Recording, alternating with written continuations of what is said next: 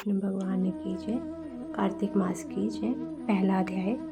नैमिषारण्य तीर्थ में श्री सूत जी महाराज 88,000 शौनक आदि ऋषियों से बोले, अब मैं आपको कार्तिक मास की कथा विस्तार से सुनाता हूँ, जिसे सुनकर मनुष्य सब प्रकार के पापों से छूटकर अंत समय में वैकुंठ को प्राप्त होता है।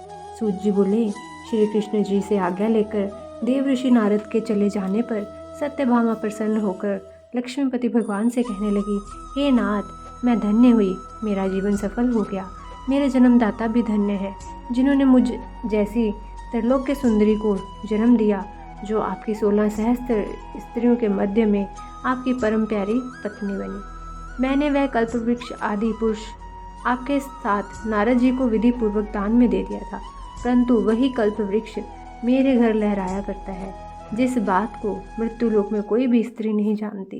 हे त्रिलोकीनाथ, मैं आपसे कुछ पूछना चाहती हूँ। आप मुझे विस्तार पूर्वक कार्तिक महात्म्य की कथा सुनाओ, जिसको सुनकर मेरा हित हो तथा जिसके करने से कल्प पर्यंत भी आप मुझसे विमुख ना हो। सूत जी बोले, सत्यभामा के ऐसे वचनों को सुनकर हंसते हुए श्री कृष्ण जी सत्यभामा का हाथ पकड़कर तथा अपने सेवकों को वहीं रोककर विलास युक्त अपनी पत्नी को कल्प वृक्ष के नीचे ले गए और हंसकर कहने लगे कि हे प्रिय, 16,000 रानियों में से मुझे तुम प्राणों के समान प्यारी हो। तुम्हारे लिए मैंने इंद्र से तथा देवताओं से भी विरोध किया है। हे कांते, जो बात तुमने पूछी है उन अद्भुत बातों को सुनो। सूत जी बोले, एक दिन श्री कृष्ण भगवान ने सत्यभामा की प्रिय कामना के लिए गरुड़ पर सवार होकर इंद्रलोक जाकर कल्प वृक्ष मांगा। तब इंद्र के मना कर देने पर गरुड़ का इंद्र से घोर युद्ध हुआ और गोलोक में गरुड़ जी ने गोओं से युद्ध किया। गरुड़ की चोंच की चोट से उनके कान और पूंछ कटकर गिर पड़े। उनके रुधिर से 3 वस्तुएं उत्पन्न हुई, कान से तंबाकू, पूंछ से गोभी और खून से मेहंदी। इन तीनों के प्रयोग करने से मोक्ष प्राप्ति नहीं होती। तब गोओं ने भी क्रोध में भरकर गरुड़ को मारा, जिससे उनके 3 पंख टूटकर गिर पड़े। इनके पहले पंख से नीलकंठ, दूसरे से मोर, तीसरे से चकवा चकवी उत्पन्न हुए।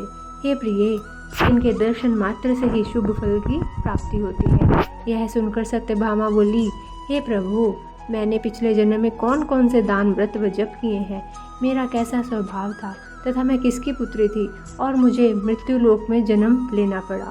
ऐसा मैंने कौन से शुभ कर्म किए जिससे आपकी अर्धांगिनी हुई। कृष्ण बोले, हे प्रिय, जो तुमने पूर्व जन्म में शुभ कर्म किए हैं विस्तार पूर्वक कहता हूँ।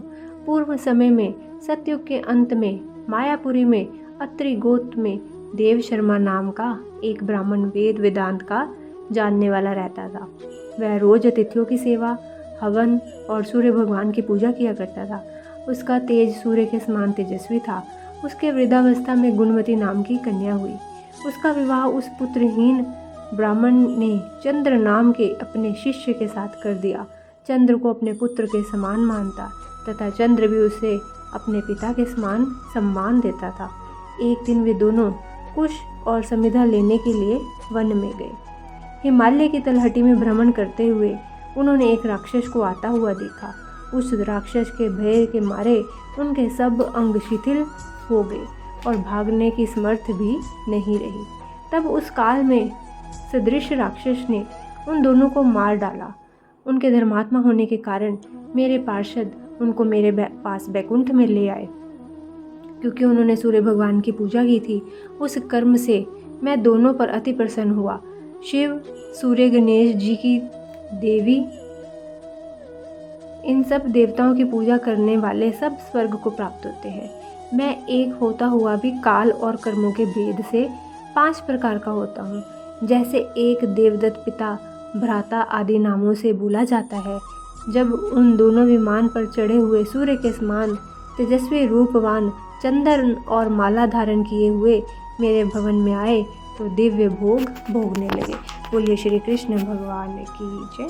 कार्तिक मास की जय।